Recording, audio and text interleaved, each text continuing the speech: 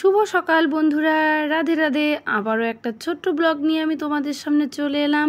তো তোমরা সবাই কেমন আছো? আশা করি অনেকটাই ভালো আছো। তো আমিও ভালো আছি। সকালবেলা স্নান ধান করে তৈরি হয়ে নিয়েছি। এই দেখো তৈরি হয়ে আমি কোথায় যাচ্ছি তোমাদের সঙ্গে সবটা শেয়ার করছি। ছেলেকেও স্নান ধান করিয়ে রেডি করে নিয়েছি।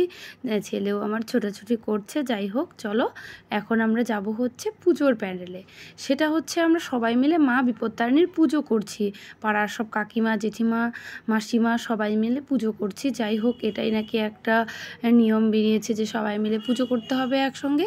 তো সবাই মিলে দেখো পুজোর প্যান্ডেলে চলে এসেছি।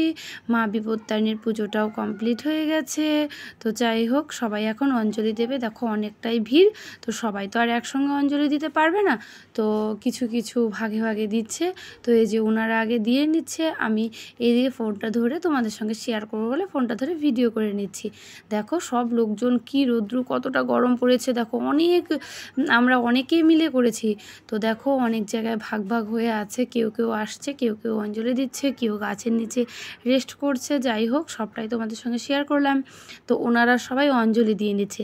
দেখেছো একটা নতুন জিনিস, সবার মাথায় বা সবার গায়ে একটা করে গামছা। তোমরাও তো দেখছো, তোমাদেরও তো একটু অবাক অবাক লাগছে যে কেন সবার গায়ে একটা গামছা। তো যাই হোক, এটাই নাকি মা বিপত্তারিণী মায়ের পুজোর, এটাই নাকি একটা মানে রিচুয়ালস বেরিয়েছে, একটা নিয়ম বেরিয়েছে যে সবাই ভাইয়ের কাছ থেকে শাড়ি নিয়ে পুজো করবে, আর ভাইকে নাকি গামছা গায়ে দিয়ে পুজো করে গামছাটা ভাইকে দেবে। তো যাই হোক, পুজোটা হয়ে গেছে, সবার অঞ্জলি একে একে শেষ হয়ে গেছে। এখন পুরোহিত মশাই ঘরটা একটু নাড়া দিয়ে দিল।